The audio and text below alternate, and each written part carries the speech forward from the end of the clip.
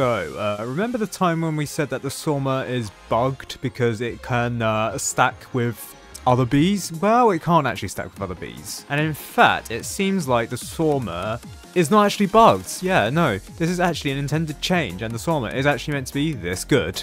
This comes from one of the testers on the Tower Defense Simulator Discord, Nim, who says, someone asks, can you report the Swarmer bug, whatever, and Nim says, it's not a bug. This was on the 9th of February, by the way. I believe this is in response to they posting a message on the Tower Defense Simulator TDS discussion where they say, buff Swarmer, K done. This is what Nim did, showing pretty decent damage to the gunslinger, 300,000. Okay, this is with a couple of Swarmers. From what I can tell, it looks like about 5 Swarmers, about 5 Swarmers, plus supports with the commander and the DJ booth. Now, the way that the Swarmer attacks is actually similar to how the Pyromancer attacks.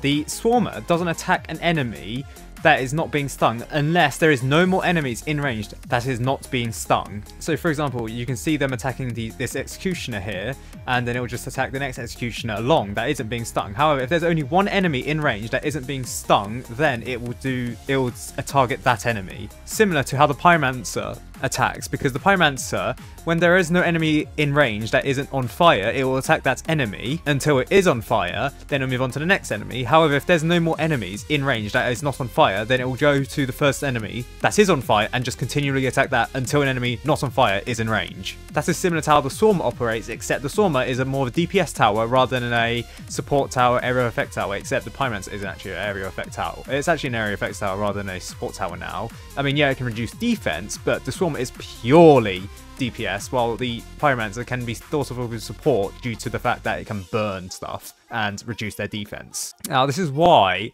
on the final boss, it's not actually advantageous to have more than one Swarmer, because that Swarmer can't really attack the enemy. So if we were to get the Swarmer down, and then, I don't know, we'll get the... Let's go Fallen Swordmaster, because that's a boss with high health, right? Oh, dear. I mean, you can kind of see that the first Fallen Swordmaster is dealing all the being dealt all the damage, but yes, there's a lot of Fallen Swordmasters. But yeah, as you can see here, this Swarmer is actually not dealing any damage to this Fallen Swordmaster, whereas it is all this Swarmers that is dealing this damage to the Fallen Swordmaster. This one isn't also dealing damage to the Fallen Swordmaster despite attacking it. So as you can see, the effects of the bees aren't actually stacking with the multiple Swarmers. It's only stacking with one Swarmer. Therefore, it's probably advised that you only use one Swarmer when it comes to final bosses, because it's the only this one that can actually deal the high amount of DPS that you're seeing right now. I believe this is one of the quote fixes that the developers have made to make sure that that Swarmer isn't too OP, so that the bees from multiple Swarmers do not stack, and it's only from one Swarmer in which they do stack. However, even after this, even after the bees stop stacking, it's just stops attacking it, the Fallen Swordmaster, as you can see here, because these bees aren't continuously being thrown towards the Fallen Swordmaster. Right, so what happens if this Fallen Swordmaster gets out of range of this Swarmer, which is actually dealing most of the damage to, this is actually the only Swarmer that's dealing the damage to the Fallen Swordmaster. What actually happens to the damage? It's 258. Now it stops. Now, which Swarmer is the one dealing damage? It is now this Swarmer. So even though the effects of this Swarmer is no longer being felt, these effects of these Swarmers here, they are actually still stacking with this Fallen Swordmaster. It's just that they aren't being dealt the damage. So it seems like whichever Swarmer is dealing the higher amount of damage towards the Fallen Swordmaster, that's the one being damaged towards it, but it is not stacking with other Swarmers. It's a very complicated tower now. So it's not a typical tower where you can have like one Swarmer, like all the Swarmers here. It is better if you spread out the Swarmers to deal the maximum amount of damage. And as you can see, like pretty much a couple of Swarmers, like 7 Swarmers, are able to deal half damage to the Fallen Swordmaster. So the Swarmer, because it can now focus its attack on one enemy, it's a pretty good boss killing enemy. In fact, it's probably one of the best boss killing enemies, let's be real. But it is not a good horde enemy.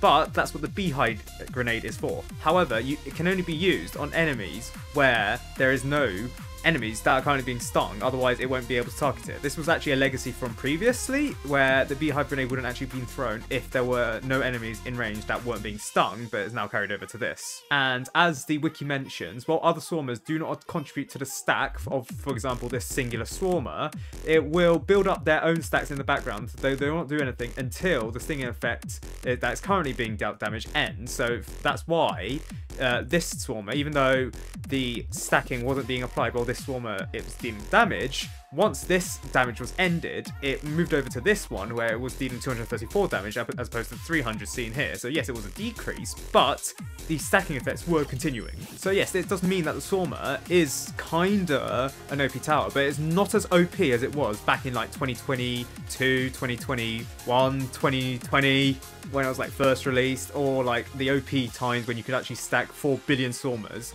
But it is now kinda reworked. And this is all intentional, it's not a bug, the developers kinda did intend this. Now that being said though, you can't actually get the Swarmer, that's what most people were complaining about. You cannot get the Swarmer Game Pass because the Swarmer Game Pass hasn't actually been sold since 2020. Because yeah, while this is a rework, it's a soft rework because the Swarmer itself is kind of outdated still, and let's be real, the code for this is still quite outdated, and I'd rather that the Swarmer get like a complete rework of its mechanics. And that's what I think the developers are waiting for. I think the developers are waiting for the Swarmer to be like fully reworked in terms of its code, in terms of its damage, in terms of the way it deals damage before the Game Pass is being released to the public. Because I believe this is one of the last event towers that need to be done that need to do this, other than like the Gladiator. And I feel like the Gladiator is more a priority first because that's going to sell bucket loads of Robux for the developers rather than the Swarmer. But the Swarmer is going to be on the radar. But I think the Swarmer is going to be one of the last towers to do it, given that it's got like a mini rework, shall we say. But this was completely intentional. Yeah, I just realised this Zeus thing. Yeah, huh. And there's a rock in the background as well. Additionally, if you sell the Swarmer, the attack or the effect doesn't actually end. It just stays until the timer ends. Again, this is part of the confusing mess that is the Swarmer, but this is all intentional. So yeah, the Swarmer is still the most complicated tower in the game. It was the most complicated tower in the game before, but it's still the most complicated tower in the game now. But it is still usable. It is now usable. For this, the Swarmer isn't actually best used on its own. You need the other towers in support to deal damage to, say, the other enemies, where the Swarmer can just stack on one enemy, one high health enemy, aka a boss, or something high like the Fallen Honor Guard. So it's better used with other people. So if you were going to use it in hardcore mode, it'll probably be hard to adapt for the Swarmer if it's solo, but in like a trio, the Swarmer can be quite effective, which is a change of shape from previously because the Swarmer was actually better in solo modes because you could have it multiply stack up with one person, whereas now you kind of need other towers to support it. So yeah, the Swarmer, very complicated, but very good. And it's not a bug. Yeah, surprisingly, I know. Hold on, can I get a Swarmer into this range of fire here? And then this is the thumbnail for the video. Yeah, this is the thumbnail for this video. Very cool indeed.